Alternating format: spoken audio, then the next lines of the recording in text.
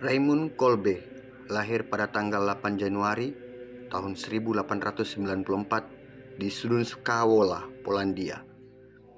Berdarah campuran Polandia dan Jerman, anak kedua dari Julius Kolbe dan Marian Kolbe. Orang tuanya pindah ke Pabianice, di mana mereka bekerja sebagai penjahit, kemudian menjalankan toko buku. Kemudian pada tahun 1914, ayahnya bergabung dengan Polish Legion milik Joseph Piłsudski dan ditangkap oleh Rusia karena berjuang untuk kemerdekaan sebagian Polandia. Pada waktu mudanya, dia menderita penyakit tuberkulosis. Kesehatannya lemah sepanjang hidupnya. Hingga pada suatu malam, saat dia berusia 12 tahun, Bunda Maria dari Lourdes menampakkan dirinya kepada Raymond Kolbe dalam mimpinya. Malam itu aku bertanya kepada Bunda Allah, akan menjadi apakah aku nantinya? Lalu ia datang kepadaku dengan membawa 2 buah mahkota, satu putih dan yang lainnya berwarna merah. Bunda Maria bertanya apakah aku mau menerima salah satu dari mahkota itu.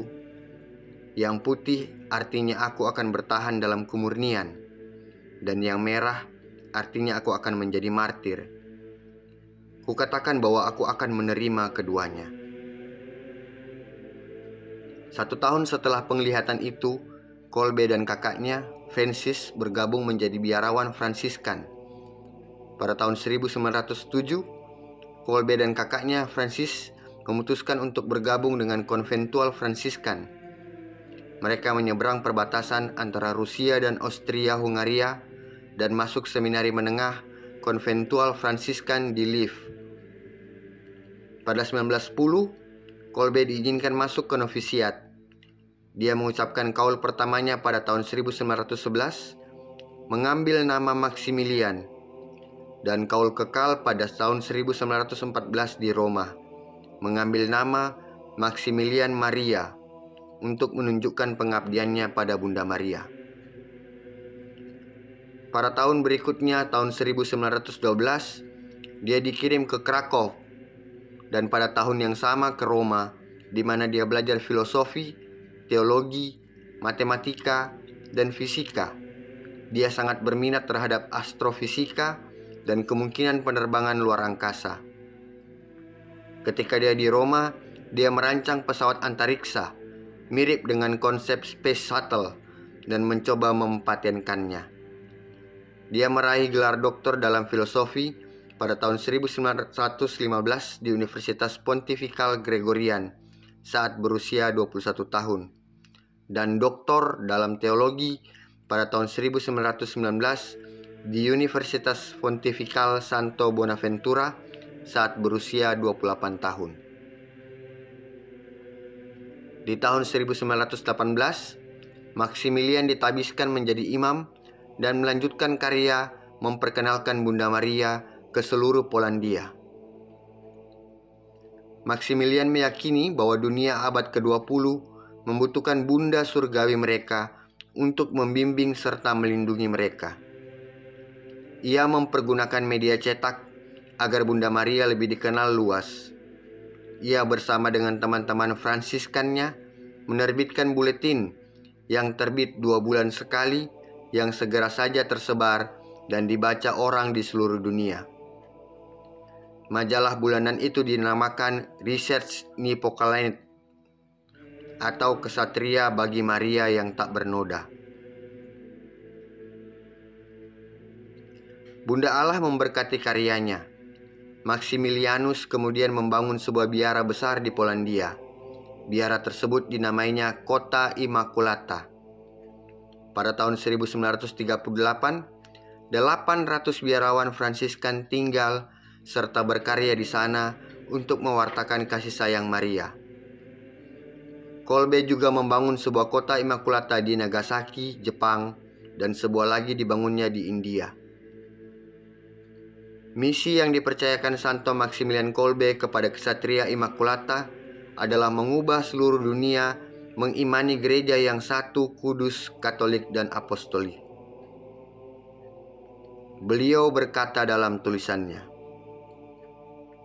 hanya sampai semua skismatis dan Protestan mengakui iman Katolik dengan keyakinan penuh dan ketika semua orang Yahudi secara sukarela meminta baptisan kudus, barulah Immaculata telah mencapai tujuannya.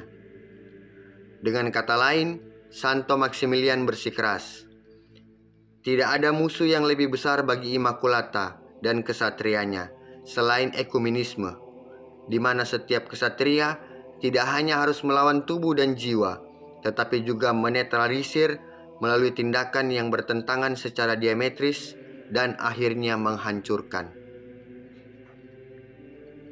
Kita harus menyadari tujuan dari Militia Immaculata secepat mungkin, yaitu untuk menaklukkan seluruh dunia dan setiap jiwa individu yang ada saat ini atau yang akan ada sampai akhir dunia untuk Immaculata, dan melalui dia untuk hati Yesus yang Maha Kudus. Tujuan utama dari Militia Immaculata dengan demikian adalah mengatasi ajaran sesat dan kesalahan, dan itu adalah salah satu kemenangan terbaik dari Immaculata. Sang Santo tidak ragu sama sekali bahwa doktrin yang salah adalah musuh jiwa, karena menggelapkan nalar manusia dan menghancurkan pemikiran logis. Ajaran palsu adalah bencana yang paling buruk dan bahaya terbesar bagi keselamatan jiwa. Santo Maximilian melihat Protestantisme sebagai sesuatu yang sangat berbahaya karena menghalangi jalan umat beriman kepada ibu mereka yang merupakan Bunda Gereja Suci dan menyangkal Bunda Maria sebagai sarana yang diperlukan untuk mencapai kebahagiaan abadi. Gereja Katolik menaklukkan jiwa dan akan selalu menaklukkan jiwa karena hanya itu yang memiliki kebenaran. Dan kebenaran akan membuat Anda bebas seperti kata Tuhan Yesus yang memberi kebahagiaan sejauh itu dapat dialami walau dalam lembah air mata. Kamu akan tetap mendapat jawaban atas berbagai pertanyaan. Saat ini hanya Katolik yang dapat memberikan ini dan memang menyediakannya. Santo Maximilian juga mencatat alasan mengapa mereka hanya bisa menjadi satu agama yang benar dan mengapa semua yang lain salah. Iman kita ditegakkan oleh logika batin yang jelas dan pendekatan objektif terhadap realitas yang terlepas dari pendapat manusia. Bahkan jika semua orang menentangnya, walaupun tidak semua orang mencintai kebenaran, namun hanya itu yang bisa menjadi dasar kebahagiaan abadi. Jika benar Kristus telah bangkit, maka apa yang Dia ajarkan juga benar, seiring dengan fakta bahwa Dia adalah Tuhan yang berinkarnasi. Tetapi jika Dia tidak bangkit, maka semua agama Kristen tidak memiliki alasan menjadikan Dia Tuhan. Dan pada akhirnya, jika Yesus benar-benar berkata kepada Petrus, "Engkau adalah batu karang, dan di atas batu karang ini aku akan mendirikan gerejaku," dengan demikian memberi tanda di mana siapapun dapat dengan mudah membedakan gerejanya dari puluhan ribu gereja Kristen lainnya. Maka hanya mereka yang berada di gereja Katoliklah yang berada di jalan yang benar.